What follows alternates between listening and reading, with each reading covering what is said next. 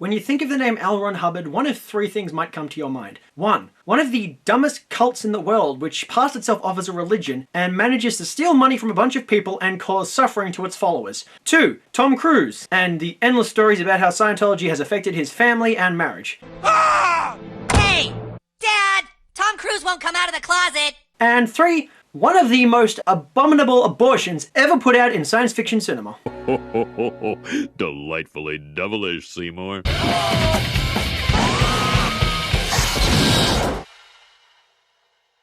Yes, everybody, welcome back to Delightfully Devilish, the show where we discuss films that all at once meet the criteria of being the good, the bad, and the ugly. I'm your host, Jukebox Harry, and today we are going deep down beyond the bottom of the barrel to find a concoction of science fiction cinema which is even worse than the remake of Rollerball and Star Wars The Rise of Skywalker, but that's speaking objectively. Rise of Skywalker can go fuck itself. So before we start our descent into Battlefield Earth, let me make one note. If you're into bad films, you've probably seen this movie before or seen other people discuss it. There's one difference between me and most other reviewers on YouTube.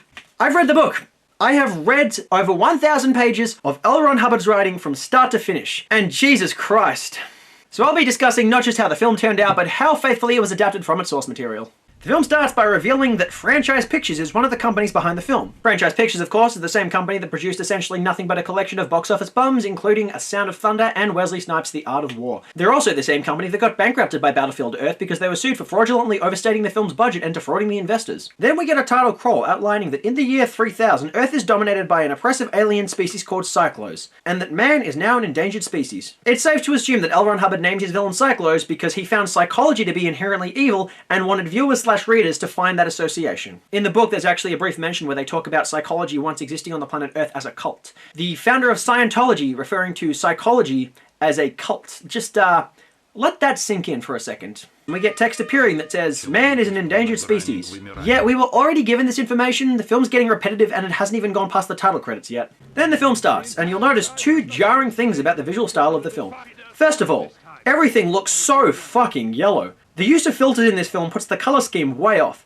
And second of all, the director of photography has used more Dutch angles than a melodramatic comic book. Seriously, this film has so many Dutch tilts in it that you could make a drinking game of taking a shot every time the film is not shot in a Dutch tilt, and you'd still be pretty sober by the end of the movie. Our protagonist learns that his father has died, and after handing a bag of medicine to his missus, suddenly it's back in his hand, because apparently he throws it in a moment of aggressive slow motion.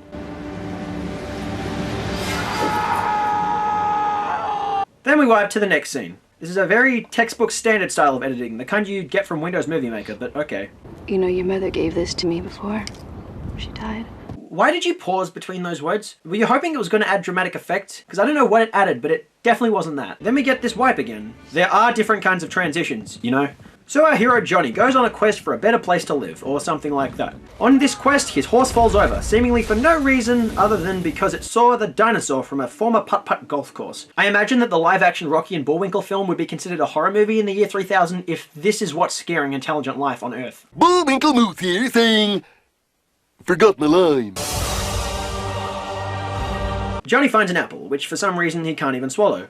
You know, for someone who's grown up in a society where resources are scarce, he can't even swallow a fucking standard piece of fruit. I'm assuming this is meant to symbolize that Johnny hasn't found a resourceful territory for his people to live in just yet, but it's just dumb. Johnny meets some other humans who treat us to some shameless exposition as we see how far society has come and get given a history lesson by some insane locals who think that mannequins are people who have been frozen in time by the gods. While eating around a fire, one of them gets shot so hard that it turns the entire film green. Everything's so fucking green. It's followed by an awkward prolonged sequence of them running around without any sound, except for the loud flute in the musical score.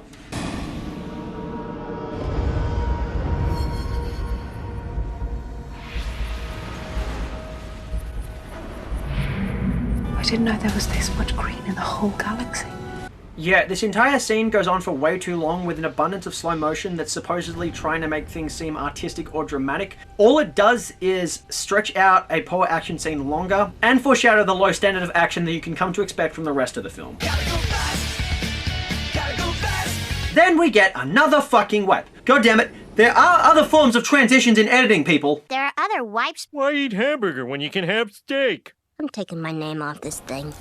A poor CGI spaceship takes Johnny back to the Cyclos base where everything is a shade of blue. God damn it, we are 16 minutes into this film and it's already become a literal interpretation of the Three Colors trilogy. The director is so desperate to convey to us the difference in each setting that he aggressively shoves color in our faces. Imagine if you're colorblind. Yeah, what's your excuse now, Roger Christian? The only notorious films that use wipes as a form of editing anymore are the Star Wars movies, because they're trying to mimic the editing style of adventure serial films from the 1930s. But even they have different kinds of transitions. And then we get a reveal of the Cyclos, and they look like Andre the Giant trying to dress like Bob Marley. In the novel, they are described as being 9 foot tall and 1,000 pounds, having paws, talons, fangs, hair on their face and on their body, and amber wolf eyes. And this film gave us this. The film makes them look like big-skulled humanoid characters on stilts with the crotch bulge of David Bowie in Labyrinth. I'm wondering if John Travolta was honestly insecure about the size of his own package, so he had the makeup department pack him a huge schlong for his alien and the rest so that he could just flex that. Whatever the size is, Travolta, it's okay. You have a lot more things to worry about on this film. Johnny kills one of the Cyclos in another prolonged series of slow-motion shots trying to make things dramatic. If director Roger Christian actually knew how to build atmosphere in the first place, he wouldn't have to be trying to desperately make every action scene into one from The Matrix in post. Show me.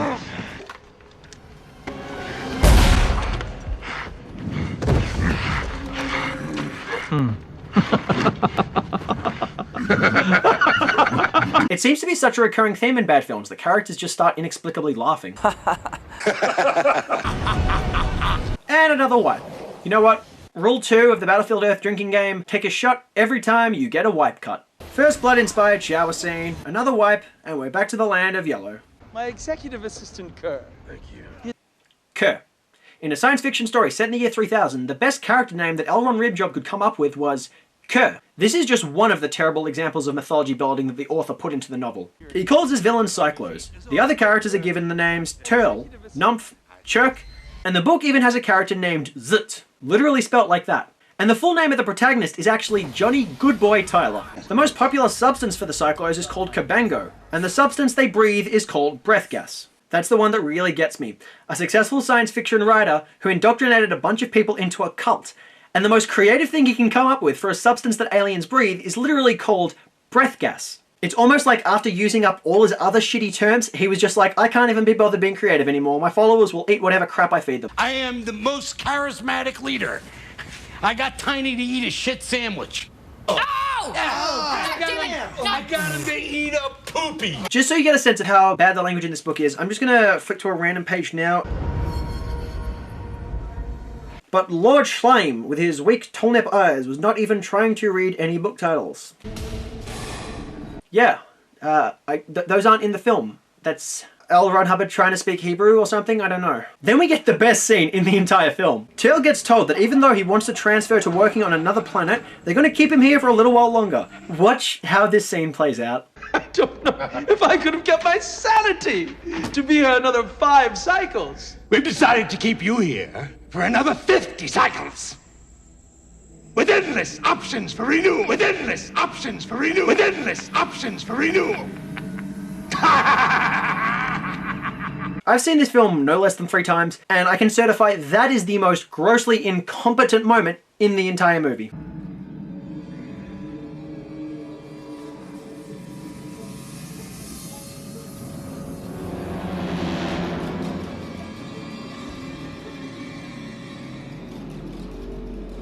The guy who directed this, of course, is the Academy Award-winning production designer behind the first Star Wars and Alien. To add to his credibility, in the next scene we get a look at the unconvincing home planet of Cyclo, which is entirely rendered in mediocre purple CGI. We see John Travolta playing a drunk alien.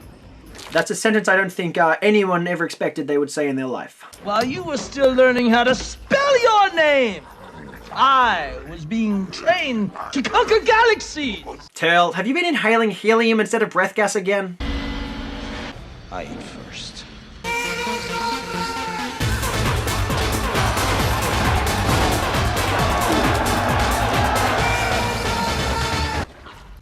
We have enough problems without killing each other over food. Barry Pepper almost sounds like he's attempting a Scottish accent here. From now on, we eat at the same time. Is this film trying to copy Braveheart right now? In the book, Turl and Johnny actually take a spaceship over to Scotland to collect humans to use as slaves in the mines, and Johnny wants Scottishmen because he knows they're fully capable of being warriors. That should give you an idea of how big the scale of the original story was. But the film reduces all that to being set in America and having Barry Pepper try to be Mel Gibson in Braveheart. Give me back my money! Another wipe, and then we're back to dark blue. Forrest Whitaker, or Kerr, starts discussing a discovery he's made in some mines. The mountain's full of uranium. No cyclone can get there without his breath gas exploding.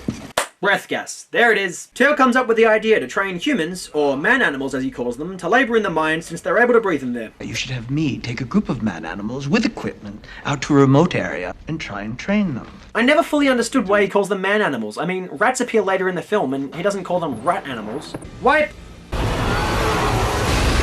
I know that pilot crashing into the industrial chimney is supposed to mark a point in the story where Johnny tries to escape, but why did that pilot just fly straight at the chimney? Was he trying to kill his character off so that he'd have a reduced role and minimal association with this film? Johnny takes this as an opportunity to run, but as usual, in slow motion. I honestly think the filmmakers just put every action scene in slow motion so that it would take twice as long and pad the running time out a bit more. Or maybe the editors just saw The Matrix the previous year and got a raging hard-on for it. We see the cyclists walk down the hallway and you can see them on stilts. The actors honestly look so uncomfortable. So that explains why you rarely see them from the torso down in any other shots. That one does seem to be unusually intelligent and resourceful. But it's also defiant, which means we'll need leverage over it. Oh, jeez. The moment he said that word leverage, that gave me some major PTSD to reading that book. The word leverage kept on popping up in the book as if it was the core of the drama in the story. It's almost like L. Ron Hubbard thought the word leverage actually had some kind of godlike power over the readers. And unfortunately, that does carry over into the film. Leverage, leverage, leverage, leverage, leverage, leverage, leverage, leverage. Rule number 3, drink every time the word leverage is said. What do you think a man-animal would like to eat? There's no way of knowing that, sir. You're literally speaking English, just ask him. No, we learn the Cyclos are actually speaking their own language. The filmmakers just couldn't really be bothered having their actors learn a whole new language for the film. Wipe! They let these man-animals go and track them as they journey for days. And after a long period of starvation, they attack and eat some rats. Cyclos believe that this means rat meat is their favourite food. They could have selected anything they wanted. No, they could not have. There was not a kebab stand or a Domino's pizza in their journeys. They literally ate the first thing they found. After several days of walking through the harsh, cold winter and eating nothing, of course you're going to eat the first edible thing you find. Because that is survival instincts 101. In a perfect coincidence, Johnny suddenly figures out that he's being tracked because apparently he can smell the camera on his clothes. Crap, lousy ceiling! I thought I told you to get some man-animals in here and fix it!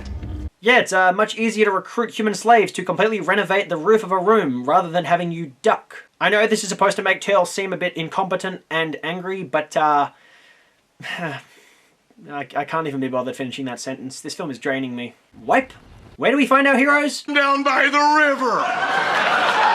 Thanks, Chris Farley, and Johnny prepares to jump into the water so that he can be Harrison Ford in The Fugitive. Instead, he runs into what is visibly a chroma keying room in a blue screen studio. Then Turl sits him down in front of a machine. As I try to educate you in Cyclo, the noble language of our superiors. So, if this machine is programmed to speak English, then clearly the Cyclos have a way of understanding English, therefore they could clearly communicate with the humans and ask, hey, what is your favourite kind of food, guys? Battlefield Earth goes all Matrix on its hero and downloads information right into his brain. I remember finding an action figure of this scene at a record store in California for about $5 one time, and I didn't buy it, and I've always regretted that. That would be a magnificent piece of trash to add to my collection. Then we see a fade. Oh, wow! They found another way to transition between scenes! This is groundbreaking! Johnny is seen teaching math to the others, and then... okay, I retract my statement. And then there's another one. Do you want lunch? Why? It's obviously too much to ask a man-animal thing to learn a language as sophisticated as Cyclo. Well, he was in the middle of learning it, but you pulled him off the machine so you could stuff a fucking rat into his mouth, Turl. And another wipe. We get another exposition scene where Turl explains how Cyclos wiped out the humans. And then we see how good Turl is with a gun by having him shoot the leg off one cow. And then the rest happens off screen. We just have to assume that it's all badass because Turl claims that it is. Then there's a dramatic monologue about why the humans shouldn't kill Turl just yet, because they're instead wanting to buy their time for a master plan. What kind of life is it to run? Always living in fear of being hunted? What about the others we're leaving behind? What about them? But when Barry Pepper gives this speech, he sounds just like Squeak Scolari in Do Basketball. you think the lights in the night sky are gods waiting to come down and save us? I swear you guys rip on me 13 or 14 more times, I'm out of here. Freedom! Stuff cheap, right? We'll do a big media blitz. You can't defeat them! You can't defeat them! Defeat them! You can't defeat them! That Is our fate. Is our fate. Yes, thank you, we do know that reverb is a thing. Kerr makes the head of a human explode, but again, that happens off-screen. Honestly, I'd rather see a bad CGI explosion than see that they're trying to hide that nothing is happening by putting it off-screen. That's even worse. Wipe! Prison uprising. Wipe!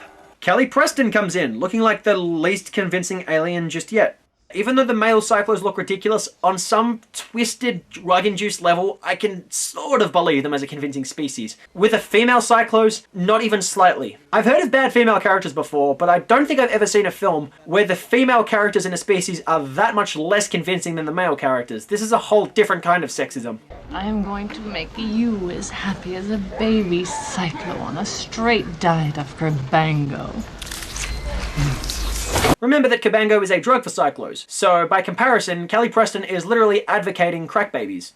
How were her and John Travolta allowed to raise 3 kids? We fill a little bowl with crack, we let the crack babies fight over it, and we put it up on the internet. Who cares? Turl busts Numph for keeping fake records of the profits on planet Earth. The company requires me to vaporize you.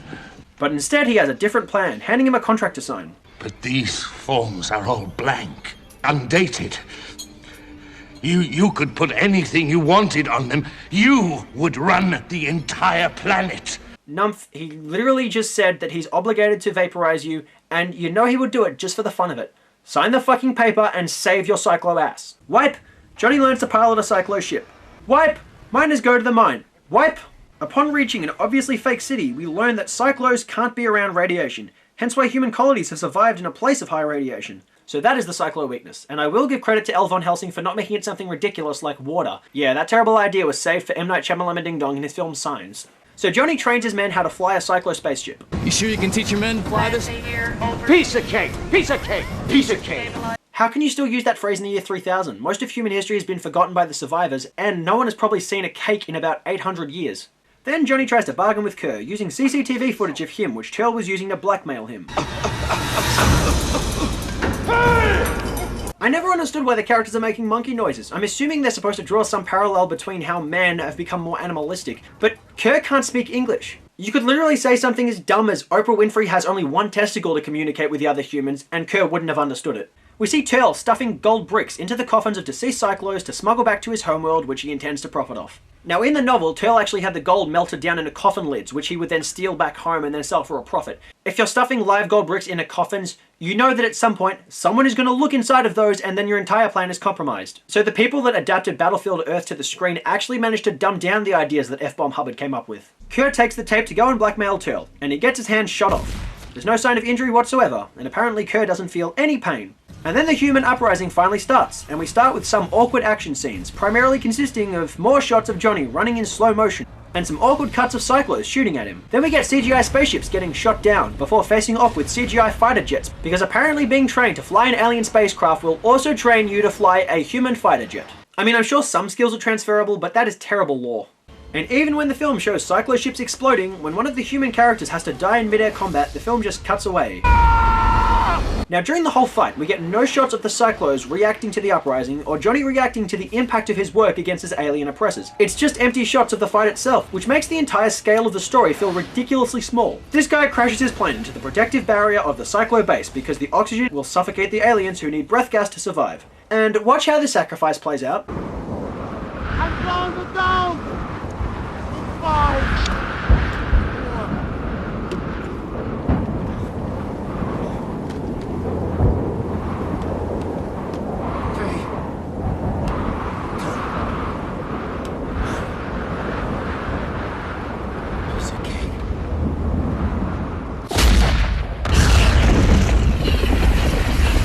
There's no music when this guy does the suicide mission, nor is there anyone responding to the character's great sacrifice. To add to it, he's had no characterization in the lead up to this scene. I don't even know who this guy is because he looks like every other man-animal we've ever seen in the film, so there's no emotional impact. A bomb gets transported back to Cyclo, blowing up and killing the entire planet. Again, the scale is limited because we don't see much of the city exploding or its people dying, just the generic images of a CGI planet being exploded, followed by more silence. Johnny is reunited with his girlfriend. In silence.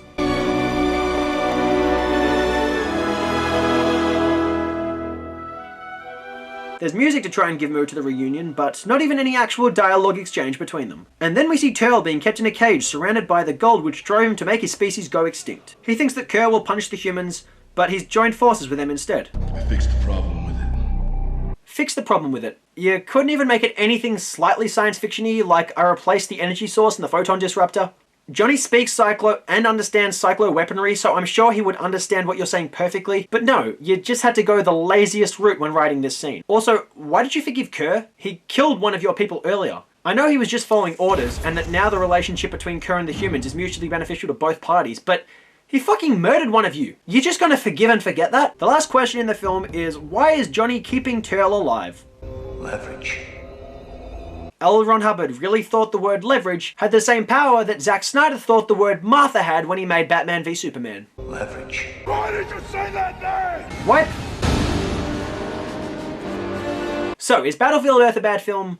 No. Bad is too kind a term to bestow on a film as misguided as this. You can't really blame the Church of Scientology for the downfalls of this film, and you can only slightly blame L. Ron Hubbard for its shortcomings because he is the one who gave it such shit mythology. But it's the phenomenally misguided direction that puts all the nails on the coffin full of gold bricks. I remember when I was actually reading this book, the first 320 pages had me really tantalized. Despite the shit language, the story really sucked me in. I mean, a story set in the year 3000 about humans learning of their history and then sparking a resistance against their alien overlord oppressors, it actually kind of had me going. It told two separate stories about the hero Johnny and the villain Turl and their roles in what happened. The problem with the book is that after the first 320 pages, that's where the story ends in the film. It continues for more than another 700 pages after that, and it delves into ridiculous political drama about ownership of Earth, and it pretty much becomes a much dumber version of the story of the Trade Federation in Star Wars The Phantom Menace. So to its credit, this film was smart enough to adapt only the interesting part of the novel. But the filmmakers did actually intend to make a sequel that would adapt the rest of the novel. I'm so glad that didn't happen. So in terms of faithfulness to the original novel, the core story is essentially the same. But a lot of the more interesting aspects of the novel do unfortunately get cut out because they don't translate to film just as easily. The universe building and the history on planet Earth and Cyclo is a lot more dense. It makes things feel a bit more epic. In the film, they just dumb it down to a very small scale and lose sight of everything.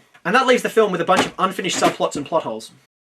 That leaves the film with unfinished subplot. I imagine the filmmakers were hoping that viewers would actually read the book and fill in those plot holes themselves, but people who didn't already read the book prior to the film's release are probably going to feel a bit isolated from that idea because of the negative impact that L. Ron Hubbard has had on society. And it certainly won't help potential readers that the adaptation ended up looking like this.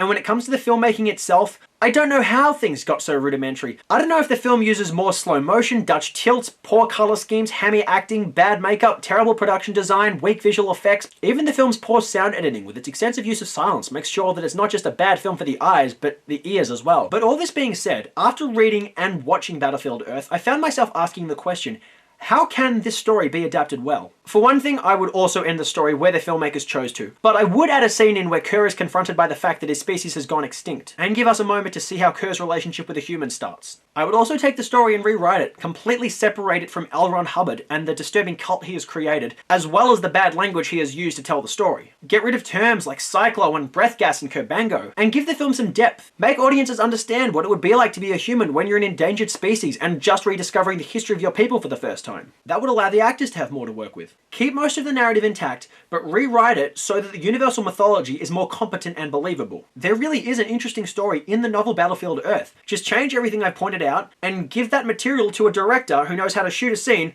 without tilting the camera, warping the colors, and putting it all in slow motion. But that's not the case here, so I have to give Battlefield Earth 7, oh god, there's so many cheap shots I can take at the film now.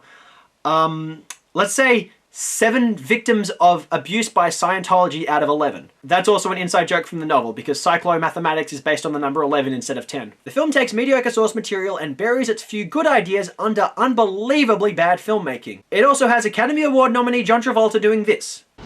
Do you want lunch? And Academy Award winner Forrest Whitaker doing this. Kerbango.